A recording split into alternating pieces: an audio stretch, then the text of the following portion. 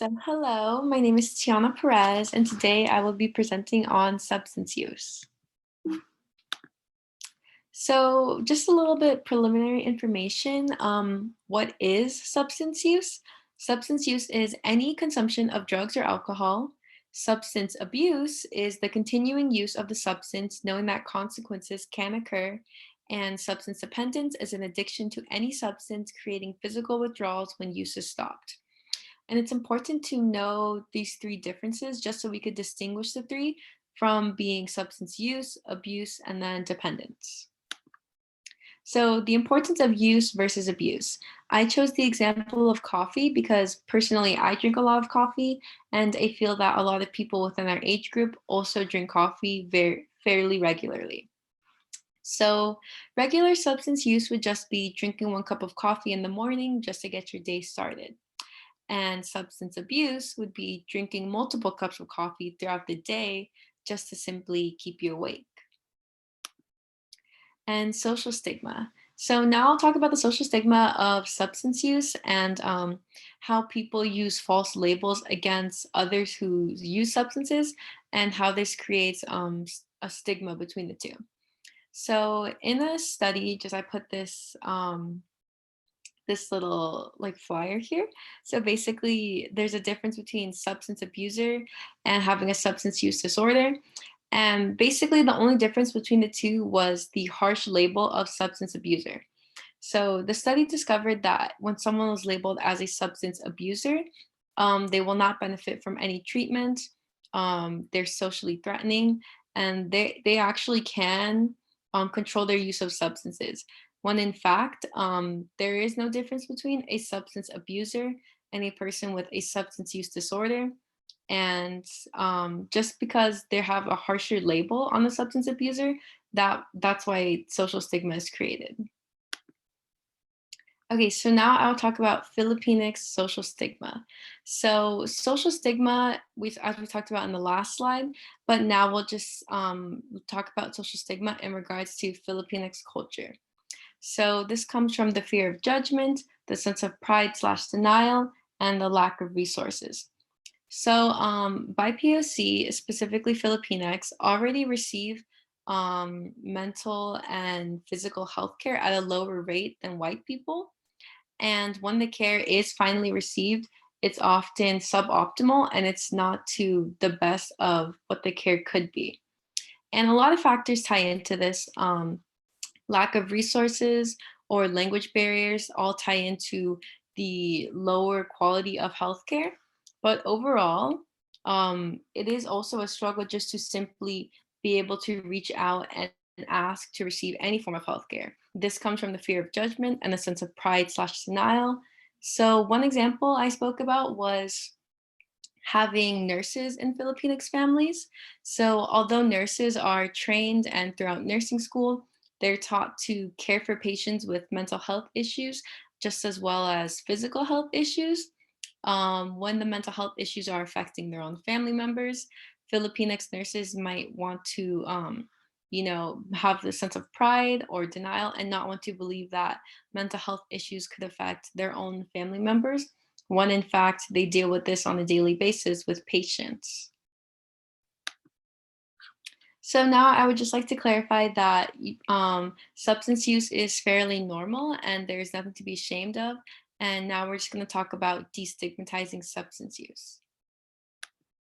So destigmatizing substance use, to do this, we need to create an understanding of addiction, know the signs leading to abuse, recognize drug dependence, and just know common substances within our age group. So understanding of addiction, having a family history of addiction. So if your family struggles with addiction abuse, or struggles with substance use, you will also be more likely to struggle with an addiction.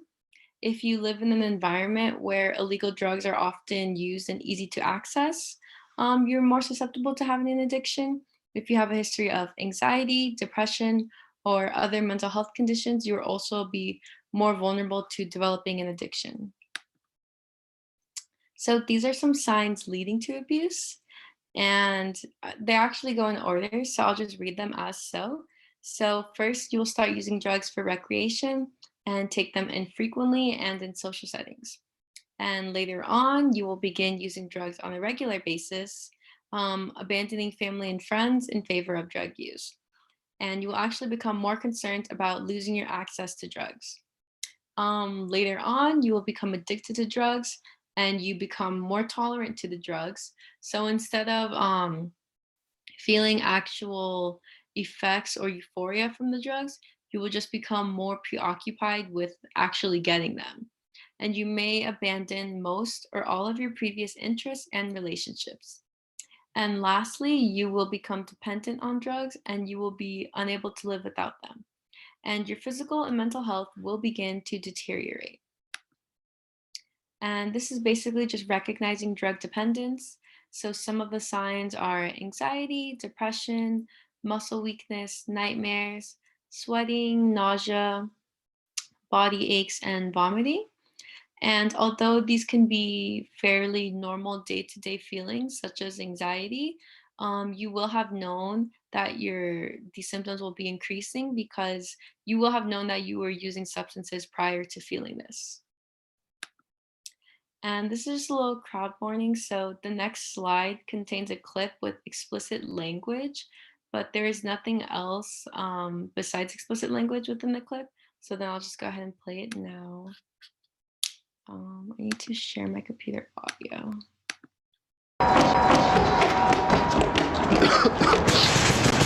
Who is it? It's me. Open the door.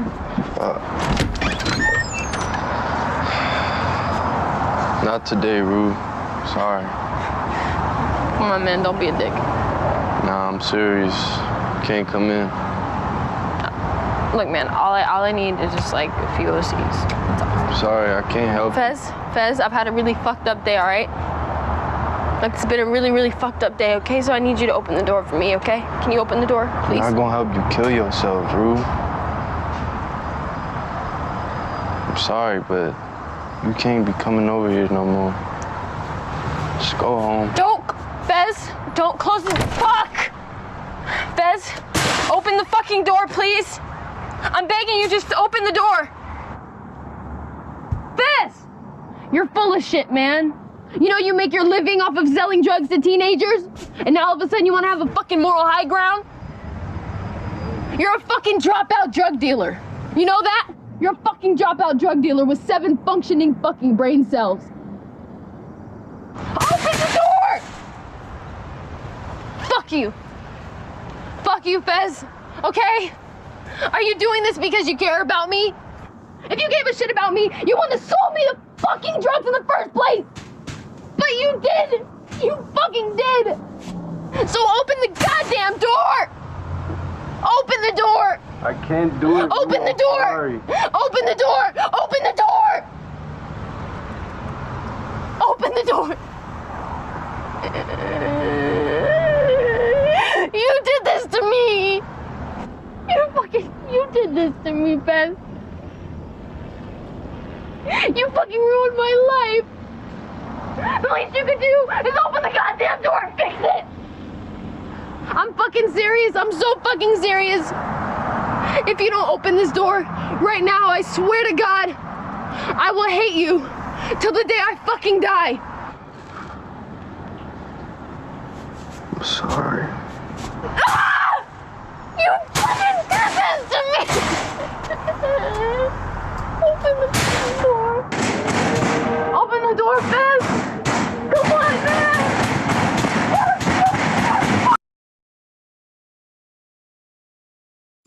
And so that is just one example of drug dependency. I'm going to exit out of the clip now. Oh my gosh, it's literally taking so long. Okay, so yeah, that was one example of drug dependency.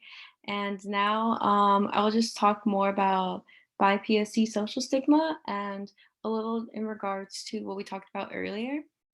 Basically just understanding the scene. So the main character, if you've never watched Euphoria before, that was the main character, Rue, and she is struggling with drug dependency. And she did in fact attend rehab, but she doesn't believe she has an addiction. So because she was just forced to attend rehab, she doesn't think that anything will come out of it, and she just thinks it's a waste of her time. And Rue's mom actually forced her to go to rehab, but her mom doesn't really support her and she doesn't feel that she'll learn anything. So even though Rue's mom is recognizing my daughter has a drug addiction, she doesn't think her daughter can ever change. And although that's how Rue also feels, there is simultaneously no form of support whatsoever. So if Rue's mom had been more supportive and encouraging of actually saying, I think you should take this rehab seriously. I think you can really get over this addiction. Instead, her mom just says, I think you're always going to be addicted and this is just a waste of my time. And I just wish you wouldn't be addicted. And it's very a harsher standpoint. So then this is just a few addictive drugs that are fairly common within our age group. So coffee, marijuana, tobacco, and painkillers. Yeah, they're very common and they're just very nonchalant. So people will regularly use these substances and they're brought up fairly easily as well. So this is just an interactive I decided to make for the presentation. So it's basically a day in the life of like a student, like high school or college, and basically, how does your day in the life go, like if you're using or not using substances. So just this is the first scenario. So it's like, good morning, it's time to wake up and start your day. So what is your drink of choice? And for me, I chose coffee. So I chose coffee. Oh no. So actually, drinking coffee on an empty stomach actually affects cortisol levels at extremely bad rates throughout the day. Eventually, it increases blood sugar and causes weight gain. So, although, it's fine to drink coffee in the morning just to get your day started, but you should just drink a glass of water, like 8 ounces of water, before you drink your morning coffee. So, this is later in the day. So we're done working for the day and we're gonna wind down tonight. But oh no, my friends are asking me to go out. So what should I do? Should I go out or should I stay home and study? So I chose to go out. And yeah, so you choose to go out and you hang with your friends, but they're having like a full party and you thought it was just gonna be a chill hangout, but it's not. And you're using substances all throughout the night, even though you should be doing homework. And you can always party another time, but your paper is going to be due tomorrow no matter what. And this is scenario 2, so day 2, and it's a new day. What do you do first? Do you drink water or drink coffee? So yeah, I chose water, and water gives you a clear head for the day, and you can actually enjoy your coffee more. And instead of needing 3 cups of coffee for the whole day, you'll just feel content with 1. And this is scenario 2. So you got all your work done, you're super tired, and you forgot that you have a paper due at 11:59 tonight, but it's already 11.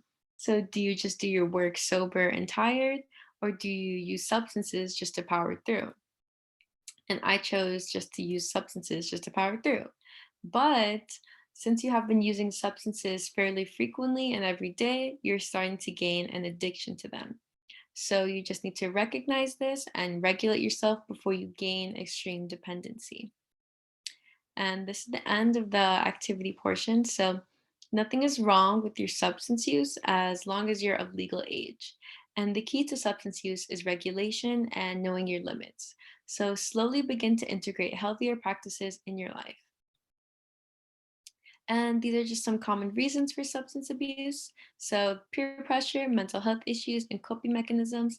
So, peer pressure, as I said earlier, if all your friends are going out and you're the only one not going out, it's also experiencing FOMO and you don't want to be left out because those are your friends, right? And that also ties into peer pressure.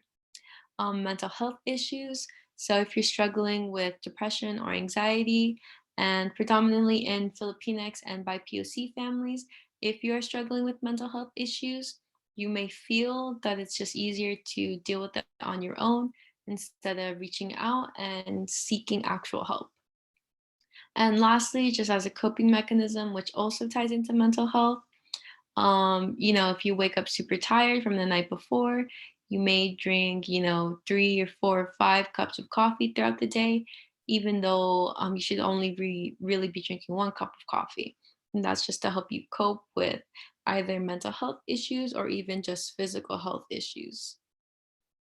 And I just like to bring up the desensitization of drug culture. So a lot on the internet, we see a lot of different memes, and sometimes the topics of these memes could be 420 jokes or coffee addiction jokes. And this also plays a lot into peer pressure, like you feel like you're missing out. If someone makes a joke about 420 or someone makes a joke about being addicted to coffee and you don't relate to it, then you might feel a little bit of FOMO. But I just like to note that this really makes light of drugs. And when people are joking like, "Oh, coffee is my drug," well, at the end of the day, coffee is still a drug, and it's something that we just need to regulate, and we shouldn't really be glorifying any sort of addiction, no matter how small or how big it is. Yeah. So this is another example of BIPOC substance usage, and I do not have the clip with me, but I just like to talk about the scene as I did with Euphoria earlier. So the scene is the mom Penelope and her son Alex. He's 13 years old, and she catches him with marijuana. And at first, she's very just like heartbroken because she doesn't want her son's brain development to be damaged by using marijuana. But later on, she explains to her son that the usage of marijuana is not just a fun party drug, but because he is BIPOC, he's Latinx. It's something that police and higher authority will use against him to, I guess, perform injustices against BIPOC people. So, although his white friends may just say, like, oh, it's just like marijuana, it's just like a little like drug, it's not a big deal.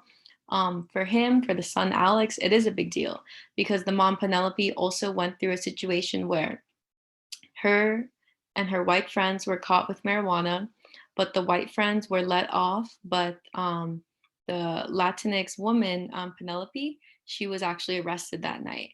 And if it weren't for another BIPOC policeman working the station that night, then her arrest would have turned into even harsher actions in the future. So the reality of BIPOC substance usage is that BIPOC are subject to harsher punishments than their white counterparts. And this all ties into a lack of education, creating false realities, and the fact that substances may be more easily accessible to BIPOC and their regular just communities. In the conclusion of this presentation, basically, it's okay to not use substances, but it's also okay to use substances. It's just to use substances safely. You must be 21 to drink alcoholic beverages, and you must be 18 to use medical marijuana, and illegal drugs are illegal for a reason.